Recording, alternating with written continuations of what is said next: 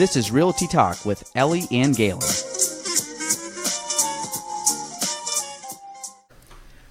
Welcome to episode 15 of Realty Talk with Ellie and Hannah and Gaelan. So today we are here. We had a little group meeting tonight, and tonight is Hannah's first ever time behind the mic. If you have not met Hannah, we told her she can't do a first official episode until she passes her real estate course, but Hannah's been around for how long have you been? Since April. No. August. Yeah. There you go, Hannah. You screwed up your first time ever talking. Very good. Very good start to a podcast. August. So since A words, it's fine. Since August, so which is pretty decent amount of time. So about eight months. So she's been shadowing and doing that, and a very, very bright and hardworking young lady. So we're super excited to have her.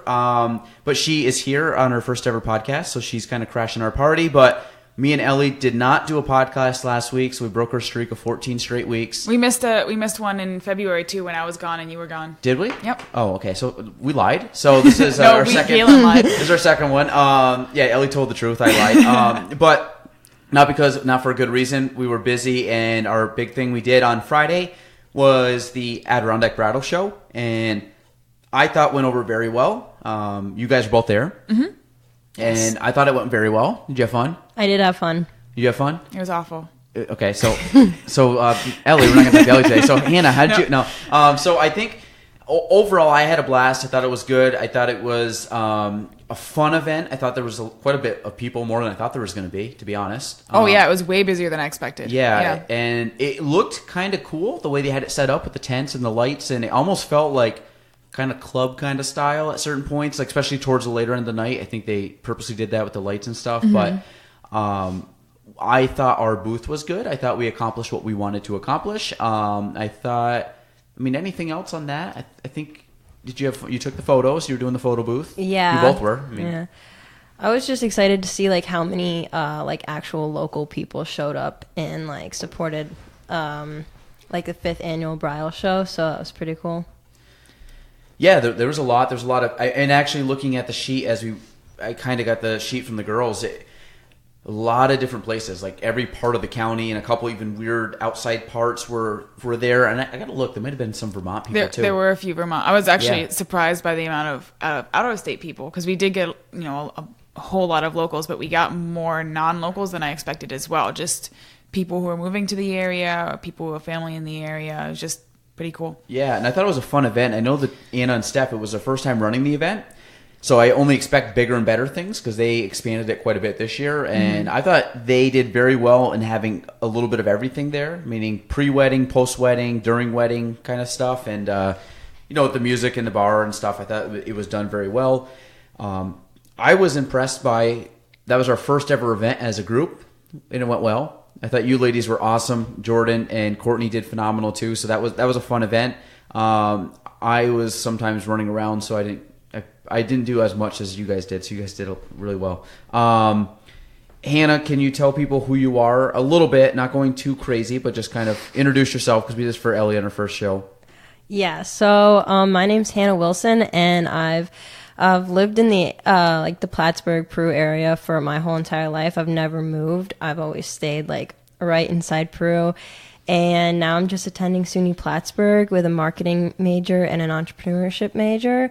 And I'm going into my junior year, so everything's going good so far. And my hobbies are just I enjoy running, and I enjoy business and talking and meeting new people. So that's what keeps me happy. And why did you want to do real estate? So it's kind of weird. So, one day I was just in the car with my dad, and I was like, man, I really don't know what to do with my life. And my dad was just like, well, you've always watched HGTV. And I was like, you know what? You're so right. And then he was like, you could become a real estate agent. And at first I was like, that's a job. I didn't know people actually, that's what everyday people did. I just thought that's what people on HGTV did. So, it opened my eyes. And after that, I started researching it and looking it up. And once I get my mindset on something, I get obsessed. So I kind of just wanted to start it as soon as I could. When was that? So he told me about that when I like think July. Like no, he told me about that my junior year of high school. Oh, okay. Yeah. Oh, that's good. So a few years. Yeah. No, so that's good. So we ended up meeting just kind of through serendipity. So that was good. I'm glad Hannah's here. We'll save some of it for her longer podcast. We'll get you on for a Gaelan Trombley Show podcast. So I think Hannah started to say, why am I podcasting? Why do I do this? I mentioned before, I don't know if I mentioned on this Realty Talk, I definitely mentioned it on the Gaelan Trombley Show, is the reason I podcast is a bunch of reasons. Number one is selfishly I like it, meaning I like podcasting. I like listening to it. So I just thought it'd be fun that I can host my own podcast and talk to a lot of people. Number two, that's from that standpoint. Number two, I get to know people a little bit better on the Gaelan Trombley Show because it's longer conversation.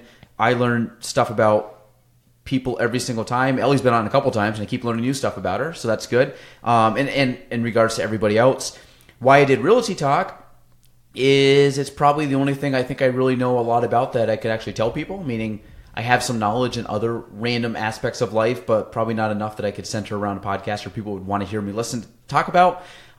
So this is really me kind of scratching that itch of allowing me to hopefully give back to clients. I know other agents in the area listen to this, which is fine. Like I said, I'm all for real estate is one of those I really believe there's a ton of business to go around, and I'm not like a chickmunk hoarding and like waiting for like to hibernate in the winter. Like I'm fine to share, and I love it when other realtors do well. I think it elevates my game, and I think our company's game, and I think it just provides a better experience for everybody in the area. So I encourage them to listen to this and take what they can away from it. And also it allows me from a marketing standpoint to chop it up and use it for different content creation later on. And we've been able to do that with a lot of help from Jordan. And that's been kind of cool, which allows me, again, to spread the message and to hopefully help people in a platform that I put out a free content that with people can get in knowledge, and it helps people out. Because I think people think they know stuff about real estate, but when it really comes down to it, they don't know a lot, meaning buyers and sellers. And I think that they might know a general concept, but there's a lot of nuances of the business that I hope to talk about and that help people out. So that's why I do the podcast. So how long were you like planning before you actually launched your first podcast probably episode? A year. You were planning for a whole year? Yeah, I think I had it down that I wanted to do a podcast for a year. I've been listening to podcasts for years, like multiple, probably 3, 4, 5 years consistently. Oh, wow. And then I was always like, hey, I just want to, it'd be cool to do one. And then I never really got over the hump or where I wanted to do it. And I don't think I really had a reasoning to do it. And it kind of just came to fruition at the end of last year. And I talked with my buddy Matt, who runs Craigcast, Matt Craig. Look him up, great dude. And he was one that I always gave him shit for not starting to do something. I always had it, but I don't think I was really super serious about doing it. And then literally one day, talked to him, within an hour, came back, had all this ordered and shipped. And within the week, I actually had him on my first podcast. I did not know how to run this thing. I was literally learning how to use it prior to him walking in. I didn't know how to edit. I didn't know anything. But that, as you guys know, that's usually what I do, is I just start and try something, and hopefully it works out. If not, we adjust and keep moving forward. But we're constantly doing stuff and improving and expanding and going forward. So that's just my mindset of always getting better. Any other questions, Hannah? Well, I just think that like starting it now is probably like the best idea, just because I think a lot of people are like now like listening to podcasts more than ever. I think it's like really upcoming thing for people to jump in on. Yeah, and I think something like this is it going to be like a nationally syndicated thing? No, it's not. I mean, if it does, that's pretty cool.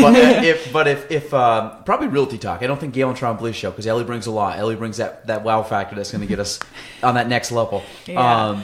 But I think from a local standpoint, though, there's a lot of local podcasts that people are doing, and I think it's cool. I got some good buddies that do podcasts, and I think even though they're local, do it at a pretty professional level, meaning it's not just like something they record on their phone and it's really bad quality. I think we've all invested in equipment, and we've all put time into our guests and who we want, and just try to make it overall a good experience and hopefully listening experience for people, and they get something to take away. I think that's it. I mean, I think it's fun too. I've got a lot of positive feedback. I've gotten very little negative feedback, and if it doesn't really bother me. I don't care. And the positive feedback's fun because it just validates it. Or if people say, "Hey, enjoy listening to it," it's good. Yeah. But I think we're like at 1,500 downloads right now, which is nice. Quite a bit. I mean, to me, that means 1,500 people doesn't mean 1,500 different people, but it's been downloaded 1,500 times. So like Ellie listens to every episode, I know, so that would be 40 downloads just because of Ellie. But no, realistically, I think each show gets like 30 to 40 downloads. So, that's awesome. So you have to download each episode, and what's the difference between subscribing? Like if you it's kind of both. Like if you go download, you can like go. Sometimes I will search podcasts and I'll find a random podcast I want to listen to. It might not be something I want to subscribe to, but maybe if I know some guest that I want to listen to is on some random podcast, I'll listen just because that person's on it, not necessarily because who the host is. And there's other podcasts like a Joe Rogan who I just follow him because I really like him, and then I just listen as people come on. I'll listen to them. So in order to listen to a podcast, like an individual episode, you have to download it.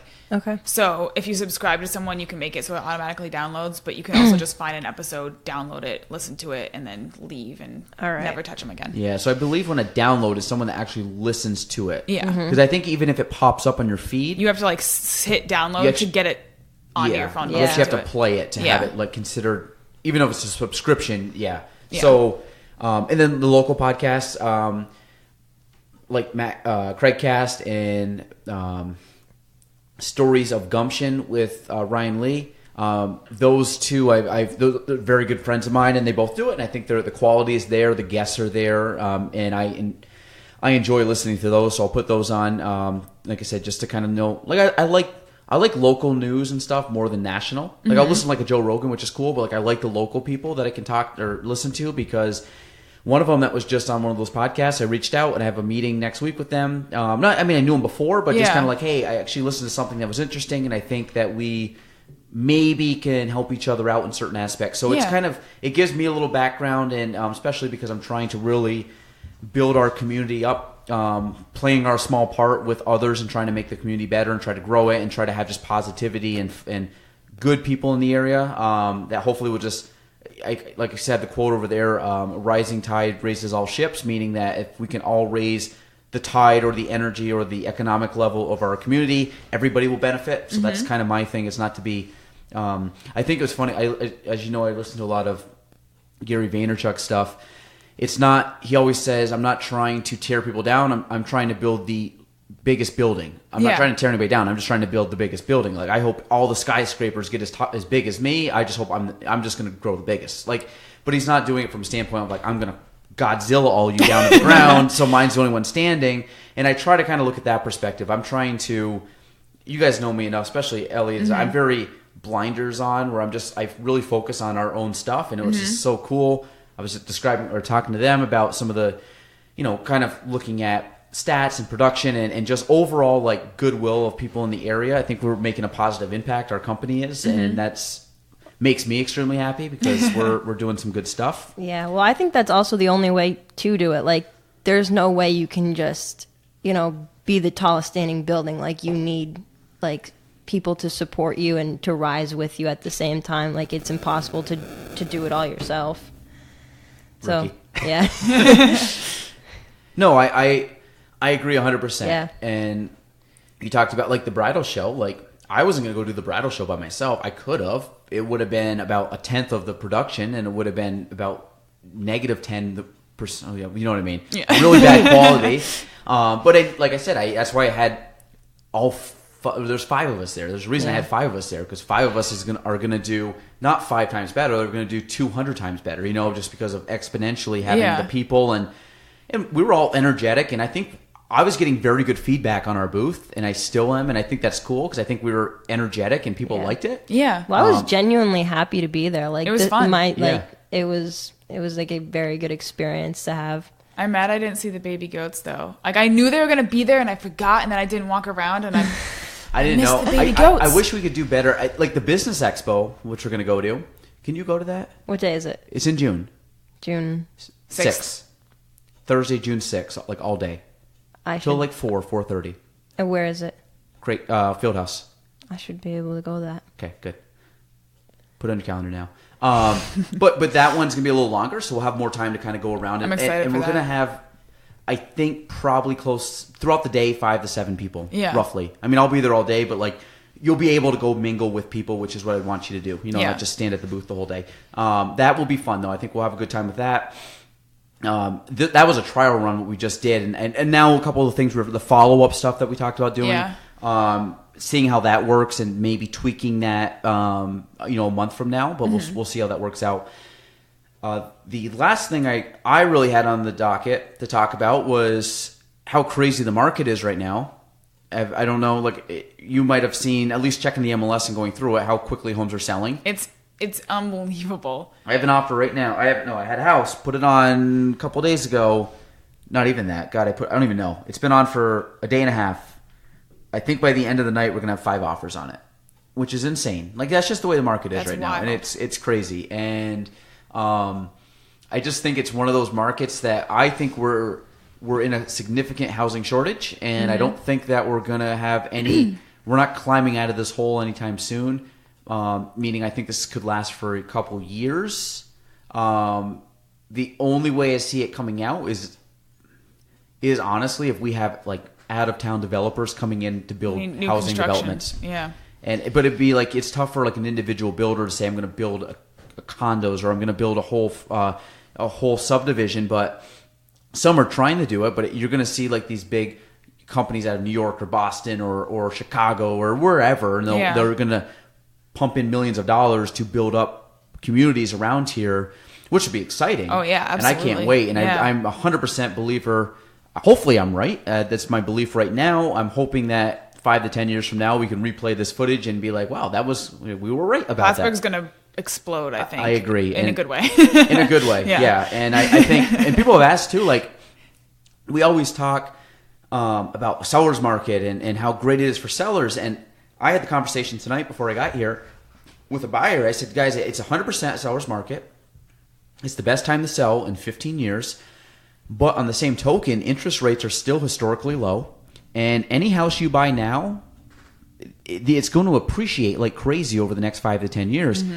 Right now, the median home prices for residential real estate in Clinton County from a year ago. So, and again, I'm saying median because that takes out all the crazy outliers, the highs, the lows, is up almost 10%. So you take a $115,000 home that's a year ago is now selling at $165,000. And to be honest, the average sale price is the average sale price has gone up 15%. So if you add the outliers in, it's still trending more in the high direction. Yeah. So that's in a year. That's not like over the last 7 years. That's in 1 year. And if you look at that, there's a reason. And I had some people I've been texting today, and everybody's like, all these homes are overpriced. And I'm like, no, they were a year ago. But I said now there's homes that come on the market. I'm looking at them like, there's no way that's going to sell pending within 10 days. And I'm like, then it comes through like MLS and it went for asking price. I'm like, how is this happening? And I mean, I'm starting to get to the point with some listings too. It's like, let's err a little bit on that high side, or like the one I was talking to you about, let's put it right where we know all the offers are going to come in, and we'll just watch the price rise. Yeah. Yeah. And it's wild right now. I've never experienced this before, but we've had to get very, very, very, what's the word? Imaginative, inventive, meaning we've had to come up with weird scenarios and how to get homes, pending and things I've never, like tricks I've never really had to do, or things I've had to come up with in order to be like, hey, here's some ways that we can negotiate to get you into a home, or here's some things, funky ways that in almost every home you're going up against somebody. Yeah. Very rarely, or you're getting in there day one to get an offer in, so no other ones can see the house and you can buy it. So it's extremely crazy. When I got into the business like almost 10 years ago, it was very simple. I was working as a buyer's agent. So imagine now, like buyer's agent, and all the homes are out there. I'd work with a buyer. I could take them through 10 homes next week, take them through the same 10. Next week, take them maybe through 12 homes because 2 more came on. And then they'll be like, hey, that home we saw a month ago? I think we'll make an offer on it now.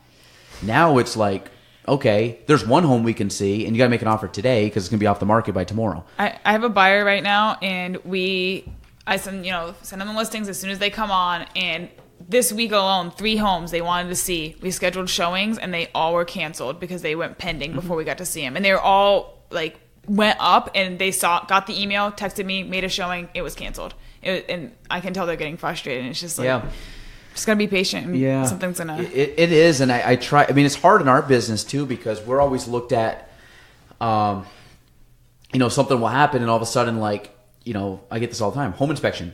Deal falls apart because of home inspection. Now buyer gets pissed at me, doesn't want to work with me. It's like, I didn't do the home inspection. Like, what are you mad at me for? I mean, and to be honest, the home inspection is up to your standards. So you obviously have very high standards and didn't want the home, but we get that all the time where now we're looked at as the bad guy because the deal fell apart. I'm like... People need someone to blame. Yeah, and it's like, you can blame me, but I said, it was a home inspection. I didn't do the home inspection. I didn't build the house. I just look at it as, do you want the home? No, okay, let's go find another home. Not like, well, screw you, it fell apart, we're going to go work with another agent. It's like, well, okay, I don't know where I fall in as being the bad guy in that scenario, but at the end of the day, you bump it off and you just keep moving forward, and that's something that any realtor that's been in it long enough, you have thick skin. Like, very little bothers you, very little gets you down. You could have down moments where it's like a little dip, but at the end of the day, as long as I'm trending up, meaning, I could have a real bad week or a bad month, but it gets better. And at the end of the day, it's always getting better. You know what I mean? That's something I still, even to this day, remind myself, like on days where it's like bad days, meaning like you've had a lot more, I shouldn't say more bad. There's always more good than bad in the day, but maybe the bad stuff kind of weighs on you a little bit more on certain days. Those days are the ones that I got to keep reminding myself, like, okay, next week will be better. Yeah. Or, next, even tomorrow will be better. And, I think that's a positive thing to have. Hannah, what are you most looking forward to real estate wise? So what I would say I'm most looking forward to in real estate is probably just making connections. I don't know if real estate's going to be like the end thing for me. I'm only 19 right now. So for right now, I want to make connections, really find out like who I am and what I enjoy, and, like play the game and just grow myself and see what other people around me have to offer. And, definitely like learn and, that's it. Like, there's a lot that I expect from it. I expect, like a lot of experiences, a lot of growing. Like, I have a lot to learn with how to talk to people and, like how to, just, like grow as a person. I think the biggest thing, like, when I was your age, I got my license at 21. Ellie, you're obviously mid 20s at this point, so I think, well, you're good. But like I take someone like Hannah.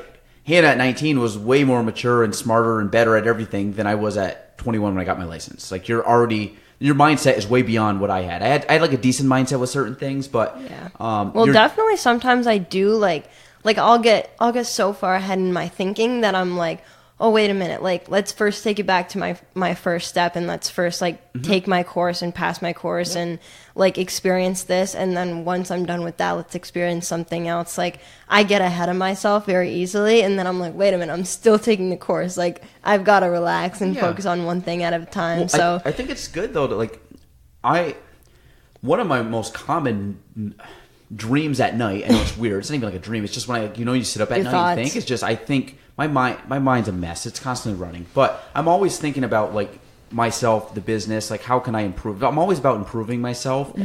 Every day I'm trying to take opportunities, trying to just grow, and there's times when my mind is, and it's a weird, very weird dynamic to have. My mind is at times 10, 15, 20 years down the road. And I can see it so vividly, meaning like I can see certain aspects, not like super vividly, like, what am I wearing that day? HGTV. Or who's the other people that are with us. But like, I can see like, we're going to be able to accomplish this. This is going to happen. This is going to happen. And like, I can see it in my mind. Like, and I've always been kind of a visualizational person. I think it's just come naturally to me. But the same thing, that's way ahead of myself. I get super excited. But then I also look back because I get super excited for the day-to-day stuff too. So it's not like I'm not just excited for what I'm going to accomplish, which I always think that people talk about, enjoy the journey, the road. Like, it's so true. Like when I was playing, say, high school sports, we would win the state championship on cloud 9. But at the end of the day, like the next day, you're like, I still want to play. Like I know we accomplished what we wanted to do, but the memories are all the build up to that game and the stuff that you really like focused on. And I think that's so true in what I've been able to do over the last 10 years. Like I don't look at, oh my God, where am I now? Like I always reminisce. I'm like, holy shit, like 5-6 years ago, this is what I was doing. Or I remember that house, or I remember screwing up that deal, or I remember meeting that person, or remember when so-and-so was involved. Like, and that I've now gotten to the point where I can have those memories, but it's always a building block going forward. So I always strip it down to like the day to day. It's like, okay, today I got to go to the office and make my calls. Today I got to go do a showing. Today we got to do a podcast. Like all these little things, build, and build. And I think for you, just getting into real estate and experiencing that new, like you're going to learn way more by doing. You're going to get way more in a year of real estate. Because real estate is a fantastic industry. You are involved with so many different fields that you're going to laugh at your college courses. Like I was going to my last 2 years of college being like, this is so, like, it's all theory. It's all like ideas. But like until you're actually doing stuff, until you're meeting with clients, dealing with people, real estate can get emotional. Meaning like not me, but clients, selling a home, divorce, situation, loss of a loved one, like this stuff is real, and we're sitting in front of these people and they're emotionally spilling stuff out to you. Like you got to have, you have to have a very high emotional intelligence. You have to know how to like communicate with people. Like there's so much more to it than just selling a house. And I do believe that like the college courses can be such a joke because like, I mean, I'm a marketing major. I am in a marketing research class, and I'm trying to make the most of every situation in every class that I'm in. But sometimes it's so hard because you can only get what the teacher is giving you in some certain stances, unless you go out of the classroom and like find your own way to meet new people and where you go to school. So like what I'm doing at interning at Kavanaugh is an experience that I can't get in school. And sometimes I think that like school is honestly blocking me from like, can't wait. Like fully Hannah's like, done going this off. semester. She's done full time hanging out with us. So what would you think? I mean, I do a lot of marketing. Where from stuff you've seen me do compared to stuff you learn in college, I know where I stand on this 100%. I don't take any college courses with you, but what have you been able to pick up on stuff that I've done that you've been able to utilize that you didn't know about before?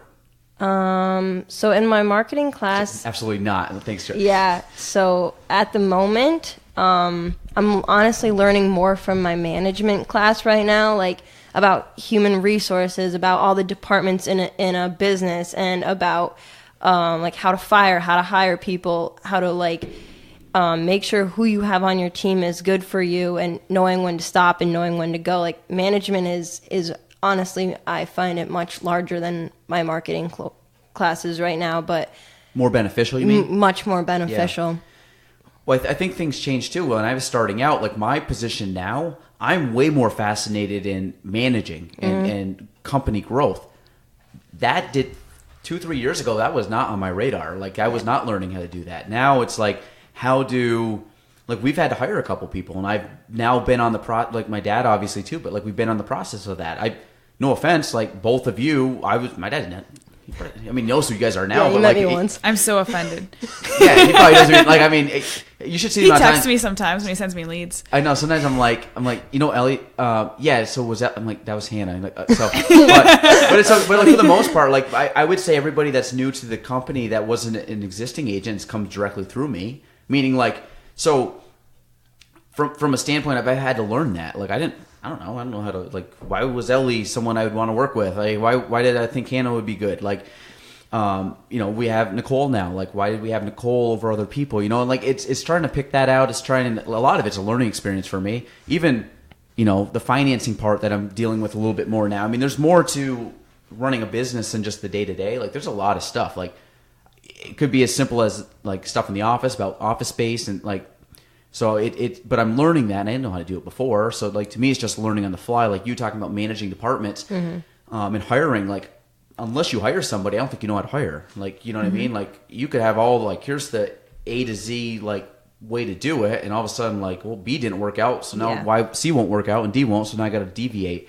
Yeah. And you definitely have to like hire an audit, like making sure that person's like audit them doing their everyday work as it is. And it's like watching them do their job on their own and everything like that. It's like, it's a big role to like, Well, no, you're 100% right. Like audit, but like audit meaning, are they doing the stuff correctly? Are people on the same page? I mean, that's why I'm big on accountability. That's why, like, make sure everyone does their part. Yeah, well, I mean, I got pissed we didn't do a podcast last week. Not like, I mean, not real mad, but like, me and Ellie have kept each other accountable. Like, we've done this, I guess, we missed 2 weeks, but almost every week. Every week. And the podcast, some people are going to be like, well, you'll do a podcast, you'll miss a week, and you might do one a month or two a month. Like, I've done 1 to 2 a week every week since we started, and that's just because I've held myself accountable. And I was actually in a meeting yesterday, and I was telling the guy, I had coffee with a friend, and I mean a business friend, like, and he gave me some very good advice at what I needed to ask him about. And he goes, well, why are you here? Like, and I'm like, well, because I had this as an appointment, and I don't like canceling appointments. And to me, this is still beneficial. I have a ton of stuff going on, but trust me, taking this hour to go do that stuff is not going to finish that stuff for me. Yeah. But the hour conversation I had with him over coffee was beneficial. It was more beneficial to me as a growth as a individual than me coming in taking care of some stuff in the office, and or taking care of emails or things like that. So there's a lot of the stuff you grow as you go, you learn. So I'm excited for you because I think you at 19 are well beyond your years and the way you think and what you want to do. And who knows, you might do a couple years of real estate and it might lead to something else. Yeah. But you've got a good background, and you might be like me, and all of a sudden 10 years down the road, Hannah's just behind me. And no, I think whatever you do, you'll be phenomenal at it. So I think that's it. This is our longest Realty Talk podcast. It might be. We hit the half-hour mark. Yeah, it is. That's it crazy. Is. Yeah. Shortest Gaelan Trombley show, but longest. Anything else you guys want to talk about? I think we talked about some good stuff today. Yeah. Hannah, are you okay with listening to your voice through your headset? Is it weird? It is weird. I don't like it. No? Yeah. I don't think anyone really does. You're just kind of like, ew, my voice. I'm so used to it now that it doesn't even affect me. I think because I do so many of these, and I've had poor Jordan is probably the worst because the amount of stuff she's got to edit with my voice. She hears it in her dreams. I know. Like oh god, poor Jordy. At times I wish you could like turn my voice to something. I don't know, something a little better to listen to than maybe like a sexy Australian accent or something. That'd be nice. You should work on that. Like a Liam Hemsworth.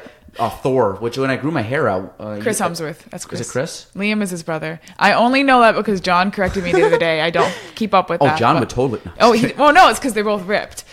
Or at least one of them is more ripped than the other. I thought because of Superman. Thor is Chris. Well, hang on. Thor is Chris. Neither of them are Superman. Thor. Superheroes. Thor is Chris. Is Chris. Yes. That's the one that when I grew my hair out, I actually had like semi-long hair. It was... I gotta do that again. I think that'd be cool. Or not. Or not. You gotta bulk up. You gotta bulk up a little bit first. Yeah, I was a little thicker back then. You gotta get thick. Three C's. I was 3 C's and no K's. Yep. I was a little bigger back then. I'm a little scrawnier now, not as strong, and shorter hair. So yeah, you do you. That's it. Just straight downhill. Just the downward spiral. You go from Chris to Liam. That's it. That's it. So like, I don't know. Not a bad place to go. Some scrawny little white guy. That'd be me. So, I think we're good. Everybody good there? We're all good. We're good. We're good. Okay. So, that is episode 15 of Realty Talk with Ellie and Hannah and Gaelan. We'll see you next week.